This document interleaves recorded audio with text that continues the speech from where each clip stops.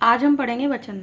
देखिए, वचन पढ़ने से पहले हमें इनके बारे में जानना होगा कि अकारांत, आकारांत, इकारांत, ईकारांत, उकारांत और ऊकारांत किसे कहते हैं। देखिए, अकारांत किसे कहते हैं। जैसे हमारा शब्द है शहद। देखिए, शहद अकारांत कैसे है। जब हम कोई शब्द लिखते हैं तो हम उसका बाद वाला वर्ण देखेंगे। ये क्या है, द, और ये किससे मिलके बना है, द और अ, इनसे मिलके बना है। तो जो बाद वाला वर्ण है वो है अ, इसीलिए ये क्या है, अकारांत। दूसरा शब्द है माता। बाद वाला वर्ण देखेंगे किससे मिलकर बना है, त और अ से मिलकर बना है। तो ये क्या है, आकारांत।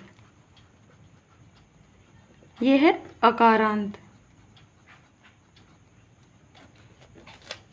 ऐसे ही इकारांत, देखिए छोटी ई से मिलकर बना है इसीलिए इकारांत है, व और छोटी ई। ईकारांत, लास्ट वाला वन क्या है हमारा, द पे बड़ी ई की मात्रा, तो ये द और ई से मिलके बना है। उकारांत ये किससे बना है, ता और उ। उकारांत किससे बना है, ल और उ से मिलकर बना है। अब देखिए, अब हम पढ़ेंगे अपना वचन। वचन किसे कहते हैं। देखिए, शब्द के जिस रूप से हमें किसी वस्तु का अनेक या एक होने का पता चलता है उसे ही हम वचन कहते हैं। इससे देखिए कुछ वाक्य हैं। यह मेरी पुस्तक है, यह राम की किताबें हैं, यह खिलौने मेरे हैं, रामा खिलौना बेच रहा है, यह हरि का बेटा है। अब देखिए, वचन के भेद कितने होते हैं। वचन के दो भेद होते हैं, एक वचन और बहुवचन। एक वचन देखिए किसे कहते हैं। शब्द के जिस रूप से हमें किसी वस्तु के एक होने का बोध होता है उसे ही हम एक वचन कहते हैं। जैसे, यह मेरी पुस्तक है, यह राम का बेटा है, यह लोटा तांबे का है, यह रास्ता खराब है। देखिए, बहुवचन किसे कहेंगे, शब्द के जिस रूप से हमें किसी वस्तु के अनेक होने का पता चले उसे ही हम बहुवचन कहते हैं। जैसे देखिए कुछ वाक्य बने हुए हैं। यह किताबें मेरी है, वह राहुल के बेटे हैं, यह लोटे लोहे के हैं, ये लड़कियां होशियार हैं। अब इसमें देखिए, जब हम एक वचन से बहुवचन बनाते हैं तो उसके नियम होते हैं, कैसे एक वचन से बहुवचन बनाया जाता है। तो इसके दो रूप होते हैं, निर्विभक्ति रूप और सविभक्ति रूप। देखिए, निर्विभक्ति रूप किसे कहते हैं। निर्विभक्ति रूप होता है जिसमें कारक चिन्ह नहीं आते, और सविभक्ति रूप होता है जिसमें कारक चिन्ह आते हैं। अब देखिए, सबसे पहला नियम है हमारा एक वचन से बहुवचन बनाने का। अभी मैंने आपको आकारांत बताया था। ऐसे शब्द जो आ की मात्रा से खत्म होते हैं, लेकिन यहाँ हमारी कंडीशन क्या है कि शब्द हमारे पुल्लिंग होने चाहिए। तो उनका बहुवचन बनाने के लिए हमें उनमें क्या करते हैं, एक ही मात्रा लगा देते हैं। ये वाली मात्रा लगा देंगे। जैसे देखिए, जूता, तो ये हमारा आ की मात्रा से खत्म है और पुल्लिंग शब्द है, तो इसका बहुवचन बनाने के लिए हम सिर्फ एक ही मात्रा लगा देंगे, इनके बहुवचन बन जाएंगे। जूता जूते, रास्ता रास्ते, बेटा बेटे, बच्चा बच्चे, किस्सा किस्से, लड़का लड़के, लोटा लोटे, चूहा चूहे। देखिए, अब हमारा दूसरा नियम है। जब हम बहुवचन बनाते हैं, जो पुल्लिंग शब्द होते हैं उनके बहुवचन बनाने के लिए सिर्फ दो ही नियम होते हैं। एक तो ये आकारांत शब्दों के साथ एक ही मात्रा लग जाती है, और दूसरा ये, अब आकारांत को छोड़कर जितने भी बचे हैं हमारे, अकारांत, ईकारांत, इकारांत, उकारांत, ऊकारांत, पुल्लिंग संज्ञाएं जितनी भी अब बची हैं, उन सब का बहुवचन नहीं बनाया जाता, उनका बहुवचन नहीं बनता।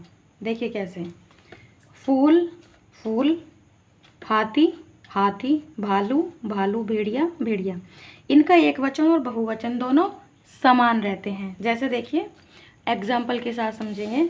फूल खिल रहा है, फूल खिल रहे हैं, सिर्फ क्रिया चेंज हो जाएगी, ये एक वचन और बहुवचन में समान रहते हैं। हाथी नदी में नहा रहा है, हाथी नदी में नहा रहे हैं। भालू दौड़ रहा है, भालू दौड़ रहे हैं। भेड़िया गुफा में बैठा है, भेड़िया गुफा में बैठे हैं। एक वचन से बहुवचन बनाने के पुल्लिंग के सिर्फ दो ही नियम होते हैं, एक आकारांत वाला और एक ये। अब हमारे स्त्रीलिंग वाले नियम शुरू होंगे। देखो, अकारांत स्त्रीलिंग संज्ञाओं के स्थान पर ए लगाकर बहुवचन बना देते हैं, यानी कि जिन शब्दों के पीछे मात्राएं नहीं आती, जिन शब्दों के पीछे मात्राएं नहीं आती और स्त्रीलिंग शब्द होते हैं, उनका बहुवचन बनाने के लिए एक ही मात्रा लगा देते हैं। जैसे देखिए रात, रातें। यहाँ क्या है कि यहाँ पर जो एक ही मात्रा लगेगी उनमें बिंदु जरूर आएगा, और पुल्लिंग में बिंदु नहीं आता, स्त्रीलिंग में बिंदु आता है। पुस्तक, पुस्तकें। आदत, आदतें। बात, बातें। खबर, खबरें। अदालत, अदालतें। देखिए दूसरा नियम क्या है हमारा, ई कारांत स्त्रीलिंग संज्ञा में जो हमारी बड़ी ई होती है उसको हम पहले छोटी ई में बदलकर या लगाएंगे, तब हम उनका बहुवचन बना सकते हैं। ऐसे समझो कि ऐसे स्त्रीलिंग शब्द जो बड़ी ई से ख़त्म होते हैं, जिनके अंत में बड़ी ई आती है, उनका बहुवचन बनाने के लिए हम क्या करते हैं, जो हमारी बड़ी ई होती है, देखिए जैसे यहाँ समझते हैं, जो हमारी बड़ी ई होती है पहले हम उसे छोटी ई में बदलेंगे और फिर या लगा देंगे। जैसे देखिए नदी, तो द या बड़ी ई है तो इसे हम पहले छोटी में बदलेंगे फिर या लगा देंगे, जैसे नदियाँ। ऐसे ही छड़ी, छड़ियाँ, जो बड़ी ई है छोटी में बदल देंगे। गाड़ी, गाड़ियाँ, बड़ी ई को छोटी में बदलेंगे। धोती, धोतियाँ। खिड़की, खिड़कियाँ। मोती, मोतियाँ। घड़ी, घड़ियाँ।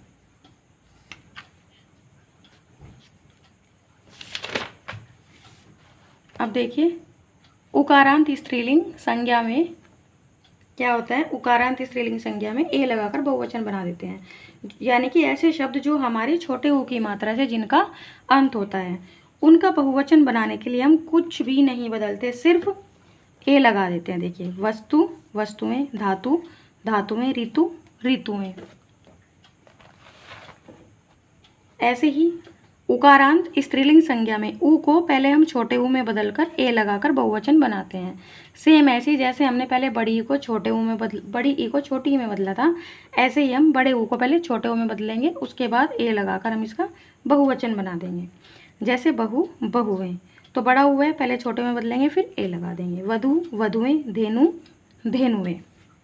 अब देखिए कुछ हमारे ऐसे शब्द होते हैं जिनका या से अंत होता है, जिनका अंत या से होता है, और उनका बहुवचन बनाने के लिए हम सिर्फ उसमें चंद्र बिंदु का प्रयोग करते हैं। जैसे चिड़िया, तो चिड़िया क्या है, एक वचन है, और अगर चंद्र बिंदु लगा देंगे तो बहुवचन हो जाएगा। चिड़िया। कुटिया, कुटिया। गुड़िया, गुड़िया।